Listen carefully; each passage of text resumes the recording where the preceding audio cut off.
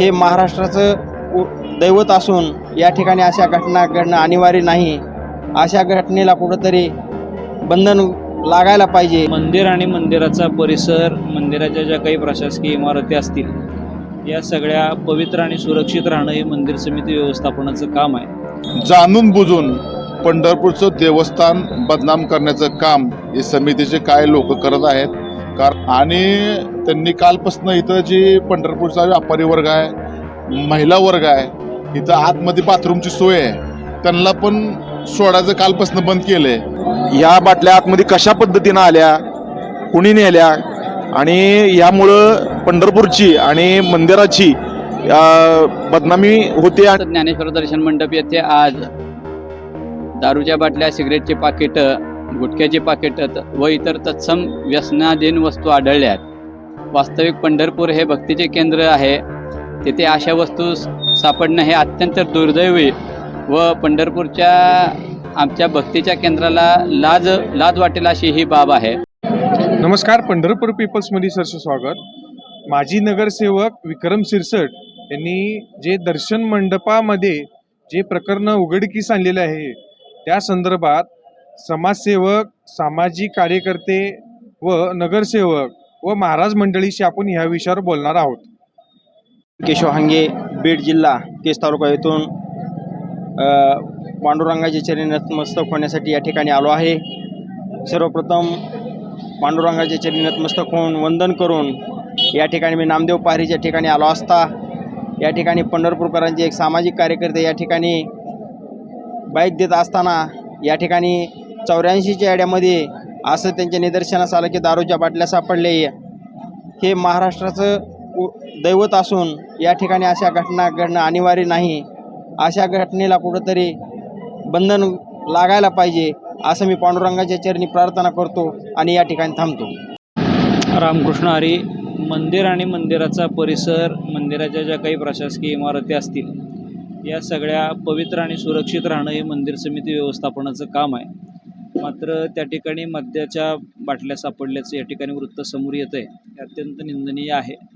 आणि आतमध्ये त्यासाठी भाविक असतील, परिसरातले नागरिक असतील, त्याच पद्धतीनं अधिकारी, कर्मचारी असतील, यांच्या संदर्भामध्ये तपासणी केल्याशिवाय कुठल्याही पद्धतीचं अनेक मंदिरामध्ये तपासणी केल्याशिवाय सोडलं जात नाही.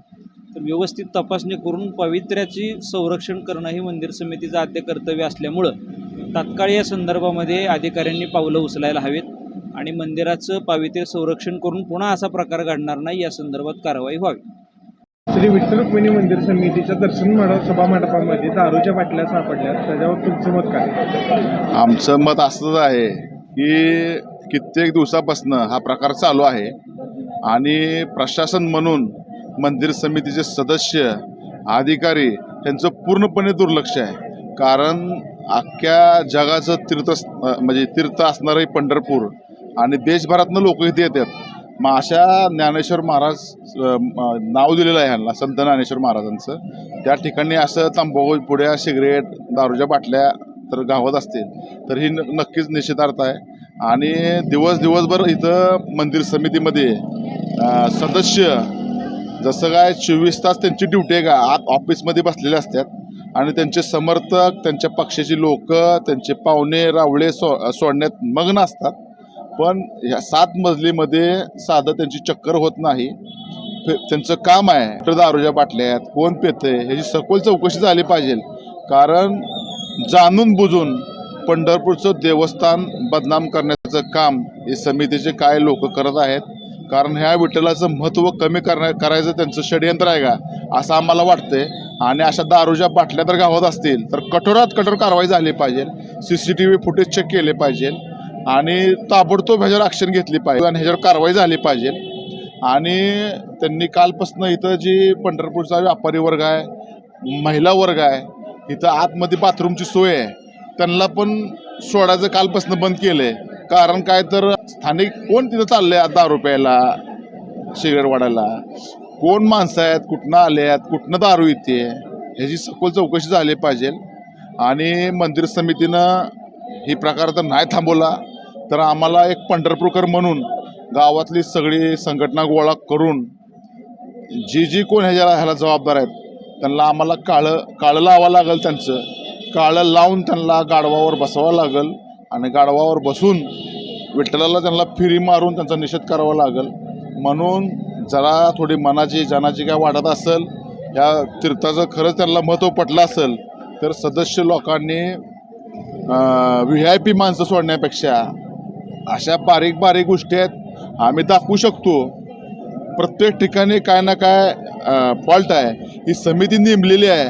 ही समिती का नेमली आहे तर कुठं मंदिरामध्ये येणाऱ्या भाविकाला भक्ताला कुठला त्रास होऊ नये, पण त्याचं कुठलंच काम करताना ही सदस्य लोक दिसत नाहीत. कारण मंदिर समितीच्या एवढ्या मोठ्या सिक्युरिटीचं ही सगळ्यात मोठं अपयश आहे. आज दारूच्या बाटल्या जातात, सिगरेट जातात. त्या भविष्यामध्ये ह्या असल्या कृत्यामुळं ह्या 7 मजलीच्या म्हणजे विठ्ठलाच्या ह्या तीर्थाला फार मोठा धोका होऊ शकतो. त्यामुळं दारूच्या बाटल्या आत गेल्या कशा ह्याची सखोल चौकशी झाली पाहिजे, अशी मागणी मी एक सामाजिक कार्यकर्ता या नात्याने करतोय. आणि हे प्रकार नाही थांबले तर आम्हाला आंदोलन करावं लागेल. विठ्ठल रुक्मिणी दर्शन मंडपामध्ये बाथरूममध्ये दारूच्या बाटल्या सापडल्या, या अतिशय निंदनीय प्रकार आहे. पंढरपूर हे दक्षिण काशी आहे. विविध धार्मिक स्थळामध्ये जर आपण बघितलं तर पूर्णपणे चेकिंग करून आतमध्ये सोडलं जातं. त्या पद्धतीने इथं काही निर्बंध लावणं गरजेचं आहे. आतमध्ये चेकिंग करूनच सोडलं जातं. पण ह्या बाटल्या आतमध्ये कशा पद्धतीनं आल्या, कुणी नेल्या, आणि ह्यामुळं पंढरपूरची आणि मंदिराची बदनामी होते. आणि वारंवार असे प्रकार पंढरपूर मंदिर समितीच्या माध्यमातून होत आहेत किंवा निदर्शनास येत आहेत. तर ह्याच्यातनं भाविकांमधून तीव्र संताप व्यक्त होतोय. तर झालेला प्रकार अतिशय निंदनीय आहे.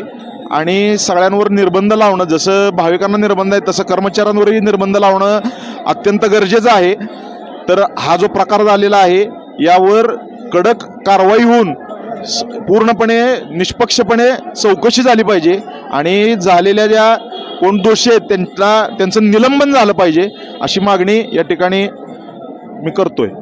श्री संत ज्ञानेश्वर दर्शन मंडप येथे आज दारूच्या बाटल्या, सिगरेटचे पाकिटं, गुटख्याचे पाकिटं व इतर तत्सम व्यसनाधीन वस्तू आढळल्यात. वास्तविक पंढरपूर हे भक्तीचे केंद्र आहे.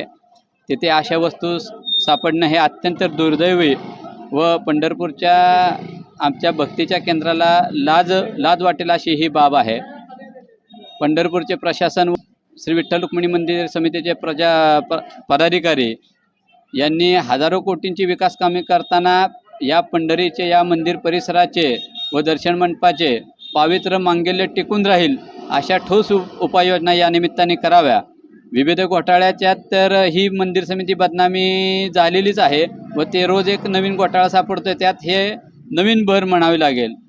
तरी सर्व इतर जे काही जागरूक नागरिक आहेत त्यांनी या निमित्तानं पंढरीचे पावित्र्य राखण्यासाठी व मांगल्य राखून ठेवण्यासाठी आवाज उठवावा व या समितीस याचा जाब विचारावा, या निमित्ताने मी अशी विनंती करतो.